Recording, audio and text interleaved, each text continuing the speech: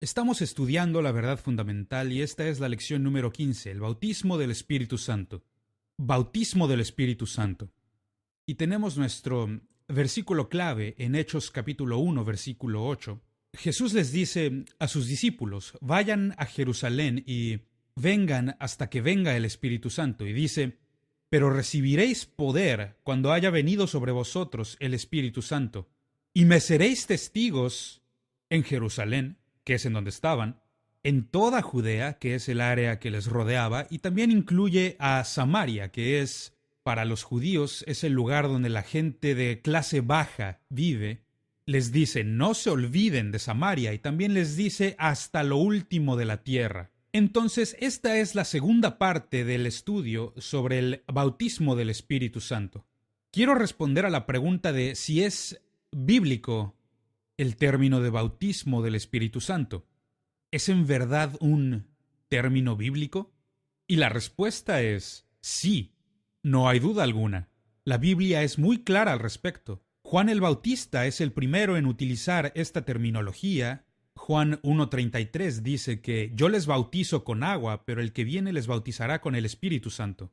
Jesús en Hechos 1:5 dice, seréis bautizados con el Espíritu Santo dentro de no muchos días. Y luego el apóstol Pedro, en Hechos 11:16, él se refiere a las mismas palabras y dice, vosotros seréis bautizados con el Espíritu Santo. Entonces, sí es un término bíblico. Ahora, también se hace referencia a esto de otras formas. Y vemos que se habla del bautismo del Espíritu Santo en la siguiente forma. El ser llenos del Espíritu. Esto lo vemos en Hechos 2, del 1 al 4. Fueron llenos con el Espíritu Santo. Significa lo mismo. En Hechos 1:13, Pablo dice, fuisteis sellados con el Espíritu Santo. Está hablando sobre la misma experiencia bíblica. Y luego, en Efesios 1:14 dice que el Espíritu Santo es las arras de nuestra herencia. Es decir, es el pago por anticipado o el enganche que Dios dio, prometiéndonos todas las riquezas eternas que encontramos en Cristo Jesús. Entonces, cuando hablamos del bautismo del Espíritu Santo, hay varios términos diferentes que pueden usarse para describir esta misma experiencia. Pero de esto estamos hablando. El bautismo del Espíritu Santo simplemente es la experiencia de nuestro espíritu humano siendo inmerso en el Espíritu Santo por Cristo Jesús. Ahora, para darte una clara distinción de todo esto, en el bautismo en agua tienes al ministro, al predicador, al pastor, quien es el que te bautiza en agua. Como creyente eres bautizado en agua. Eso es bautismo en agua. Con el bautismo del Espíritu Santo, Jesús es quien nos bautiza. Él es quien nos bautiza y lo que hace es que nos bautiza con el Espíritu Santo. Así como el predicador te sumerge en el agua, Jesús te sumerge en el Espíritu Santo, no físicamente, sino espiritualmente. Es tu espíritu el que es bautizado con el Espíritu Santo. Entonces, esta es una experiencia espiritual. Aquí hay una pregunta a la que debemos poner atención. ¿Cuál es la evidencia inicial del bautismo en el Espíritu Santo? Quiero aclarar que la Biblia no utiliza este término, evidencia inicial. Este es simplemente un término que utilizamos para describir lo que ocurre con nosotros cuando recibimos este bautismo en el Espíritu. La Biblia no declara qué es esto, pero estudiando la Biblia podemos encontrar hablar en lenguas era la experiencia común para aquellos que eran bautizados en el Espíritu. Quiero mostrárselos ahora. Y realmente creo que, como creyentes en la actualidad, debemos esperar a recibir algo parecido a lo que aquellos primeros cristianos recibieron en los Hechos, algo muy similar a lo que ellos experimentaron. Quiero darte algunos ejemplos. En Hechos 2:4, este es el día de Pentecostés, y en este día dice que podía escuchárseles hablando diferentes lenguas, diferentes idiomas. En Hechos capítulo 8, versículos 5 al 24, son los samaritanos los de Samaria, y Felipe fue a predicarles a esas tierras, y mientras eran llenos del Espíritu Santo dice que hablaban nuevas lenguas, y esto se convierte en algo muy común.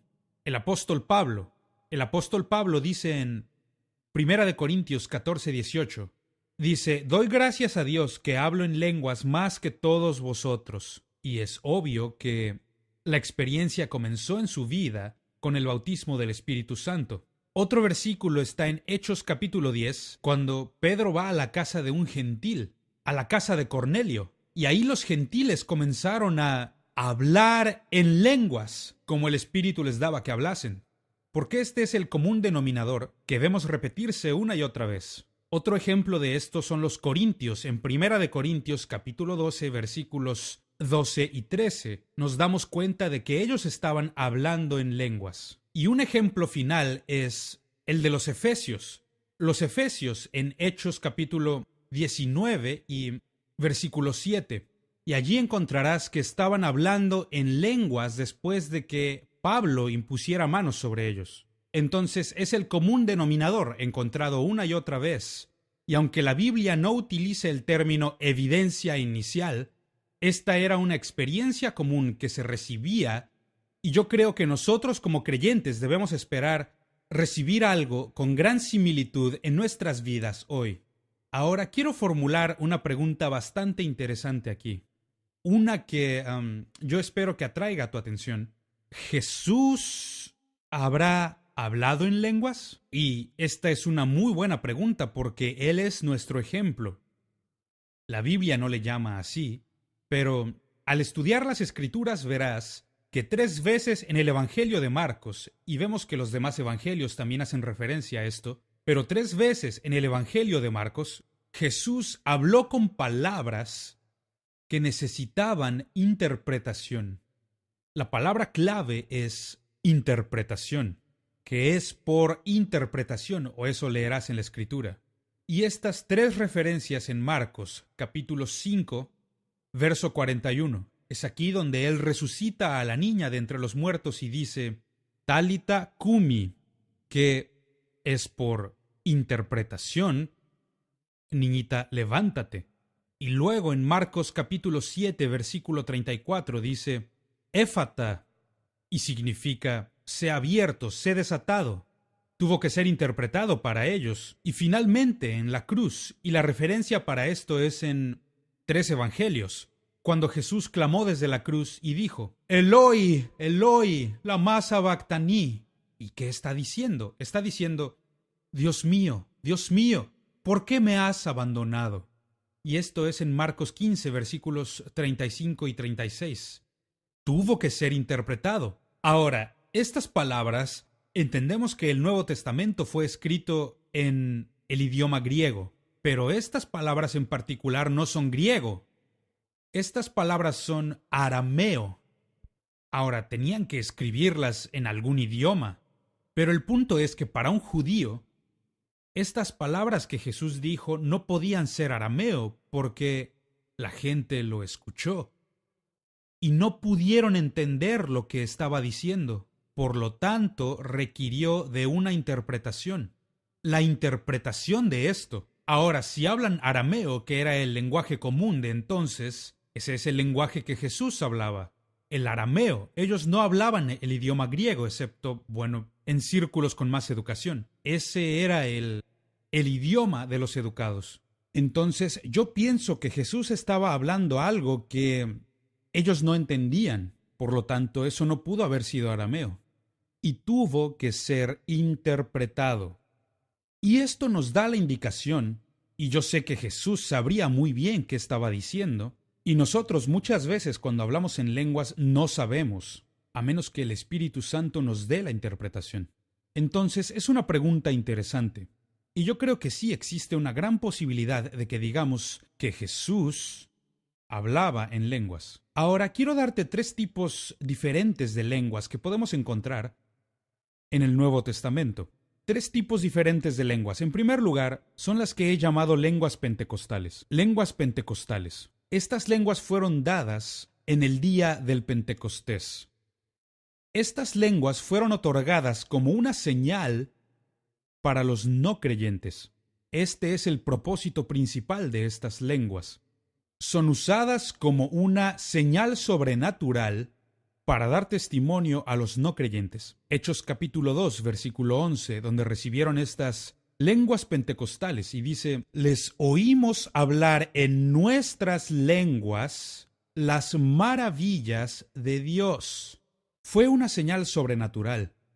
Y personalmente conozco ese tipo de incidentes que han ocurrido. Por ejemplo, a un buen amigo mío en el centro de México, había allí una pequeña niña indígena, una niña que era parte de algún pueblo indígena, y que solamente hablaba en su dialecto, no podía ni hablar español. Esta niña está orando en el altar y de repente comienza a hablar un inglés con tal perfección y recita el Salmo 23. El Señor es mi pastor, nada me faltará. Y comienza a recitar este Salmo 23 en inglés. Y no había manera en que pudiera haberlo hecho, sino como una señal sobrenatural del Espíritu Santo. Estas son las primeras, las lenguas pentecostales. Y luego está lo que yo llamo lenguas privadas. Lenguas privadas. Estas lenguas son dadas al individuo, al creyente, como edificación personal.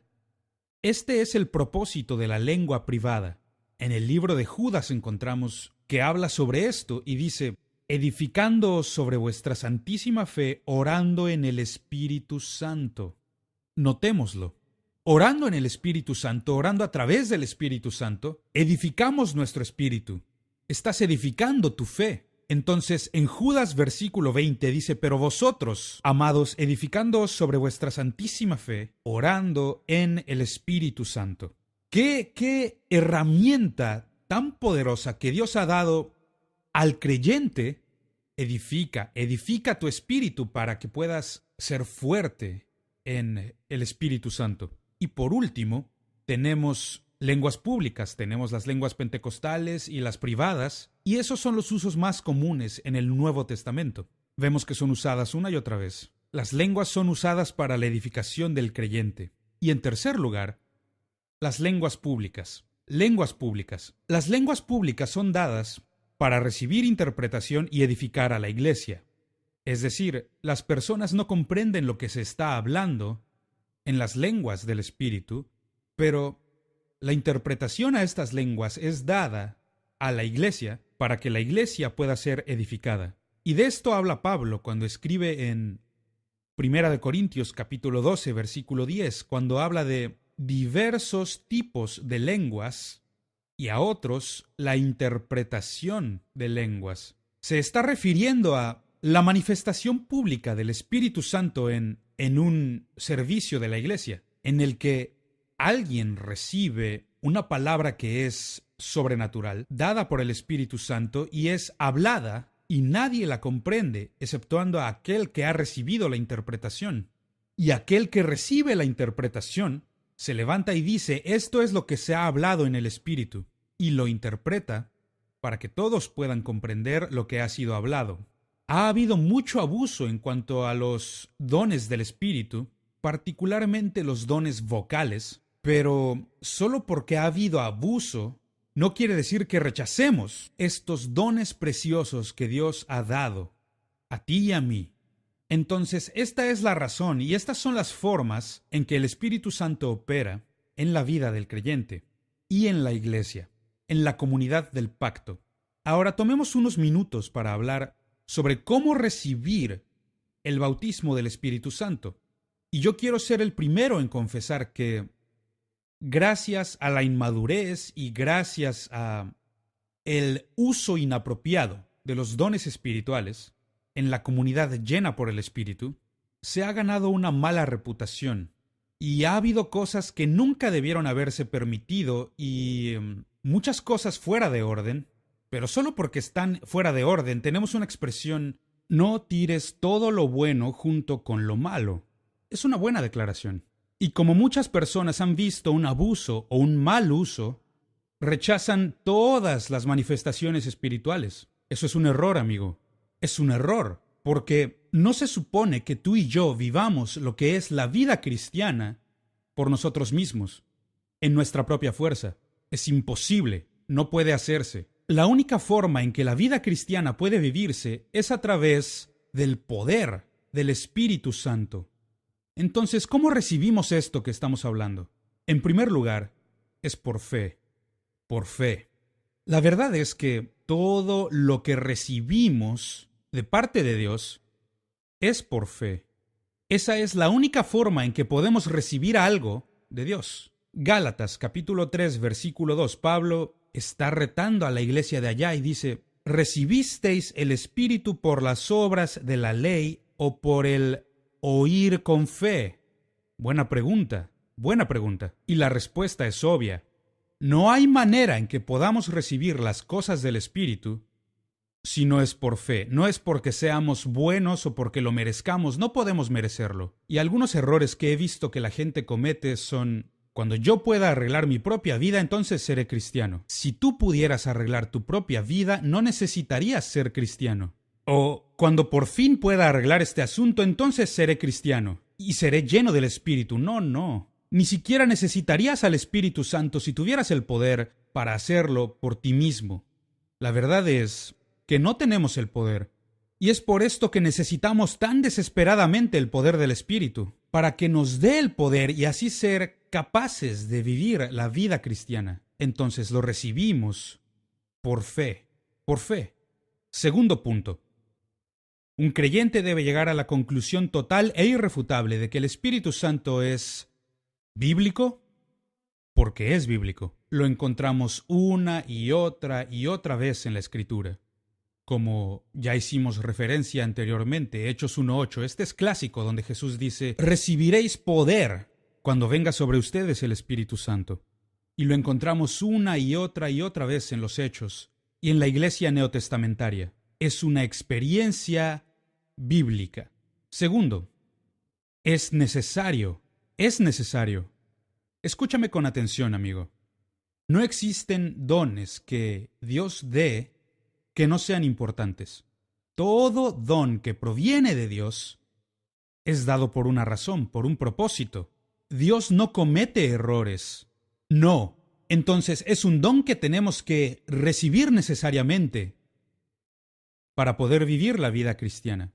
Efesios capítulo 5 versículos 17 y 18 habla de: no os embriaguéis con vino en el cual hay disolución. Y continúa hablando y diciéndonos qué debemos hacer. Sed llenos del Espíritu. Esa es la respuesta de Dios. No necesitas la intoxicación de este mundo cuando tienes el gozo del Señor, el gozo del Espíritu Santo. Entonces es necesario en nuestras vidas. Y es aplicable para hoy en día. Así es. Lo mencionamos antes. Hay aquellos que dicen: esto es solo para la iglesia primitiva, ya no lo necesitamos hoy en día. Eso no es cierto, amigo. Lo necesitamos hoy más que nunca en cualquier punto de la historia, con todas las cosas malas que han sido desatadas en nuestro mundo, con toda la maldad espiritual que nos rodea. Necesitamos el poder del Espíritu Santo. Marcos capítulo 16 versículo 17, es ahí donde Jesús dice: y estas señales seguirán a los que creen, y dice que y ellos salieron siendo ayudados por el Señor, Dios trabajando junto con ellos. Definitivamente es algo que necesitamos en nuestra época. Otro punto es que esta experiencia viene después de la salvación. Hechos capítulo 8 versículo 12, ahí lo encontramos, que después de haber creído en Cristo, después de haber recibido a Cristo como su Salvador, y después de haber sido bautizados, entonces les es dado el Espíritu Santo. Y esto es algo que conocemos como el bautismo del creyente. No solamente somos bautizados en agua cuando creemos, sino que luego somos bautizados con el Espíritu Santo. Y es Jesús quien nos bautiza. Él nos bautiza. Entonces encontramos que es algo que se experimenta después del nuevo nacimiento, después de haber nacido de Dios. Y luego, un tema común que es dado a través de el libro de los Hechos y el Nuevo Testamento es que se evidencia cuando comenzamos a hablar en lenguas. Hechos 2:4 es un versículo clásico, que después del estruendo del cielo y se les aparecieron lenguas repartidas como de fuego, y entonces comenzaron a hablar en otras lenguas, según el Espíritu les daba que hablasen. Esta no fue solamente una experiencia de una sola vez en los Hechos, no, sino que se repite una y otra vez. Entonces te reto, y a todos nosotros como creyentes necesitamos recibir el bautismo del Espíritu Santo en nuestras vidas para que edifique nuestro espíritu, para edificar nuestra naturaleza espiritual, para poder llegar a ser fuertes en el espíritu, para que la iglesia pueda recibir la edificación que necesita. A veces necesitamos que algo sobrenatural nos ocurra para recordarnos que Dios está aquí y que Él está con nosotros. Otra de las razones por las que necesitamos el bautismo en el Espíritu Santo es porque es benéfico para nosotros. Hechos capítulo 8 lo deja con mucha claridad. Versículos 26 y 27. Habla de que algunas veces cuando oramos, no sabemos orar como deberíamos orar, pero el Espíritu mismo intercede por nosotros con gemidos indecibles, dice la Escritura.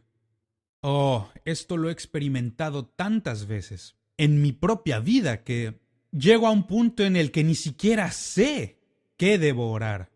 No sé qué debo decir, pero el Espíritu Santo sí. Él comprende. Y cuando nosotros somos limitados, Él es ilimitado. Entonces Él nos da esta maravillosa habilidad para comunicar la voluntad de Dios, la mente de Dios, y para orar conforme a la voluntad de nuestro Dios. Ahora, otra cosa de la que quiero hablar es ¿cómo recibimos el Espíritu Santo? Recibimos al Espíritu Santo por, primeramente, la preparación del corazón. Preparación del corazón. Hechos 2:38. Ahí nos habla acerca de no permitir que el mundo nos dé un corazón corrupto. No tener una naturaleza que nos aleje de Dios. Arrepentirnos. Arrepentíos y bautícese cada uno. Esto es preparación del corazón. Lo segundo es lo que llamamos escuchar. Escuchar. Es decir, comprender lo que la palabra de Dios nos dice. En el Evangelio de Lucas, capítulo 11, versículo 13, Jesús nos habla sobre la promesa de Dios para nosotros y dice, ¿ustedes no le darían algo malo a sus hijos? Si piden por alimento, ¿le van a dar una serpiente? Si están pidiendo alimento, ¿ustedes no les darían algo que los lastimara? Y dice, es lo mismo con Dios. Si nosotros le escuchamos, le buscamos, podremos entender que Dios es un buen Dios. La tercera cosa es lo que llamo hambre. Hambre. Este es un gran deseo para recibir las cosas de Dios. Y como Pablo dijo en 1 Corintios, un deseo vehemente, y Jesús habla sobre esto en Mateo capítulo 5, versículo 6, bienaventurados los que tienen hambre y sed de justicia. Ahora, los dones de Dios no son algo que debemos tomar ligeramente. Debemos tomarlos con seriedad. Debes tener hambre por Dios. Y a menos que tengamos este deseo, esta hambre de Dios, Dios no va a hacer nada a la fuerza en nosotros. Él es un caballero. Dios no hace estas cosas. El cuarto punto en esto de recibir es que debemos pedir para recibir. Pedir para recibir. De nuevo, el versículo que referimos en Lucas capítulo 11, donde dice que le dan cosas a sus hijos cuando piden, y dice que lo mismo es cierto para nosotros pidiendo al Padre. Si le pedimos, Él va a darnos buenas dádivas. Pedir es un acto de fe. Estamos respondiendo a lo que hemos escuchado, lo que hemos creído, a aquello que anhelamos, y ahora estamos pidiendo para recibir. El quinto punto, esperar recibir mientras se imponen manos sobre ti. Permite al Espíritu Santo que llene, que sature tu espíritu con su presencia. Expectativa. Expectativa es una palabra clave porque a menos que nos acerquemos creyendo y esperando recibir, esto es clave, es la llave para evitar dificultades para muchas personas. Si nos acercamos esperando recibir, la palabra de Dios es segura, su promesa es segura, y es para nosotros hoy. No tenemos que esperar. No, el tiempo de la espera ya acabó. es tiempo de esperar y creer. Y por último, es un acto de fe. Por fe recibimos estas cosas de Dios. Entonces concluyo con estos pensamientos. En el momento en que un honesto y hambriento siervo de Dios, cuando se acerca creyendo y esperando recibir el don del Espíritu Santo, nunca tiene que vivir con temor, con el temor de recibir menos de la promesa de Dios. Muchas veces, gracias a nuestra propia inseguridad, gracias a malos pensamientos, mala enseñanza, luchamos con ello. No te compliques, no lo hagas difícil. Recibe el don del Espíritu Santo, simplemente relájate en la presencia de Dios. Estás en presencia de un buen Dios, pero te advierto, no trates de alimentar tus emociones, porque esta experiencia no es emocional, es una experiencia espiritual. Ah, sí, hay emociones que experimentamos, pero no es un sentimiento. Es la persona del Espíritu Santo. Así que relájate y descansa en la presencia de Dios y permítele llenarte. Acércate esperando recibirlo. Y ya para acabar, y creo que esto es muy importante, siempre busca al que bautiza, no el bautismo. Es decir, muchas personas cometen este error y buscan una experiencia puramente emocional o una experiencia física o intentan obligarse a hablar nuevas lenguas o... No. Olvida eso. Busca a Jesús. Él es quien bautiza. Y entonces, si te pones en sus manos, entonces Él va a bautizarte con el Espíritu Santo. Entonces, hoy quiero animarte a que busques a quien bautiza. Y si buscamos a quien bautiza, entonces Él hará exactamente lo que prometió. Y podemos recibir nuestra propia experiencia personal del bautismo del Espíritu Santo. Que Dios te bendiga en tu viaje cristiano.